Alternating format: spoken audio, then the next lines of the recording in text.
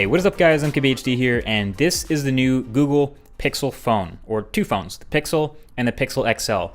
They're picking up where Nexus left off with this whole stock Android experience thing and showcasing the absolute latest of what's good with Android. So while Nexus phones were Google working with manufacturers like HTC and LG and Huawei to make the phone, Pixel here is the first phone made entirely by Google inside and out, top to bottom, the whole thing.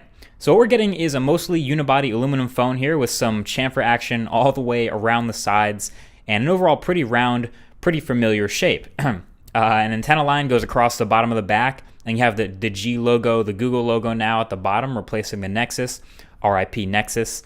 And then you have the top half of the back with this glass panel around the fingerprint reader. So it's a pretty interesting dual tone look, dual texture look. I might have to let it grow on me for a little bit, but wireless charging wasn't mentioned at all at the event, so I'm not sure if this has any utility, but just a different look. And up front is the AMOLED display, which looks great. And on the white version of the phone, above the display, you can see some cluster of sensors, although the black version of the phone I think definitely hides this a lot better, as you'd expect.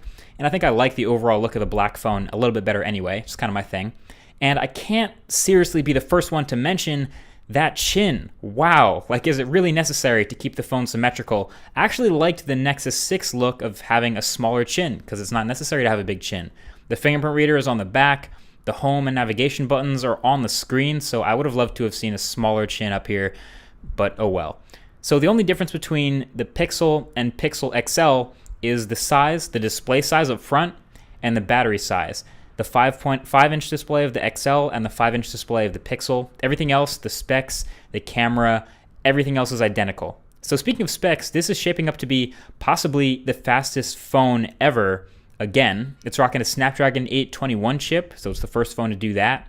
4 gigabytes of RAM and 32 or 128 gigabytes of storage. It has USB Type-C at the bottom where the speakers are, as you can see, and quick charging claims to get 7 hours of charge in 15 minutes. Oh, and don't worry, it still does have a headphone jack. Feels crazy every time I have to say that, but it's true. It's still up here at the top. And the camera on the back claims to be the best on any smartphone by their pre-production DxOMark ranking. Now, I can't even keep track of how many smartphones have claimed that anymore, but it is promising. It's a 12 megapixel camera with a really big sensor, so 1.55 micron pixels, which are some of the biggest I've seen in a while. It's basically ultra pixels at this point.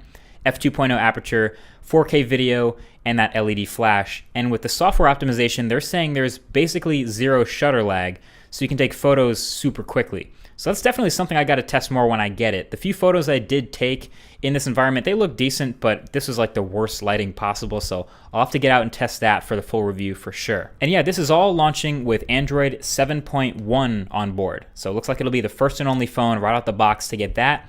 And playing with it, I found it pretty nice. Now the round icons and the couple new UI tweaks, I can get used to that.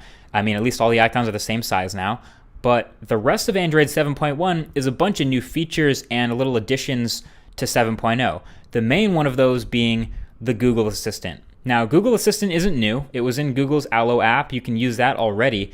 But now they've built it into the OS itself. So it's replacing what was essentially Google Now on tap, where that used to be. So now anywhere in any app, on any screen, you can long press the home button to get the little pop-up for Google Assistant.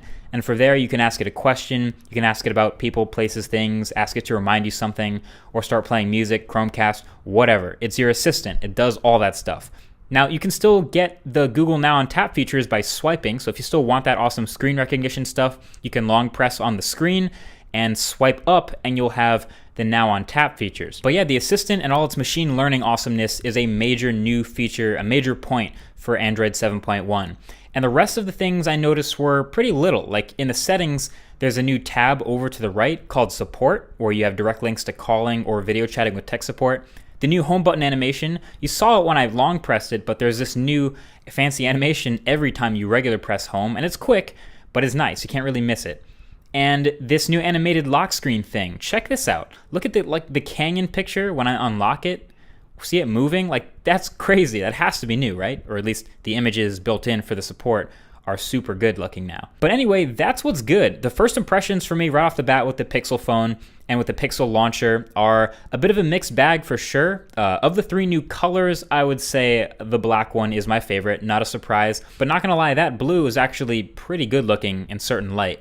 but you're going to want to love it to spend that premium price that this phone is going to come in at. It's starting at $649 unlocked, which makes sense for the build you're getting and the specs you're getting, but you're going to have to really like it. So I'm hoping to get my hands on this and the Daydream View headset later this year, and Google Home and Chromecast Ultra and everything they announced. But in the meantime, let me know what you think of Pixel and Pixel XL. Is this your next phone? Is this enough to convince you to spend your money? I think the full review will be a lot of fun, so definitely subscribe for that, and be sure to share this video, your one-stop shop for all information, all things Pixel, until it comes out anyway. Thank you for watching. I'll talk to you guys in the next one. Peace.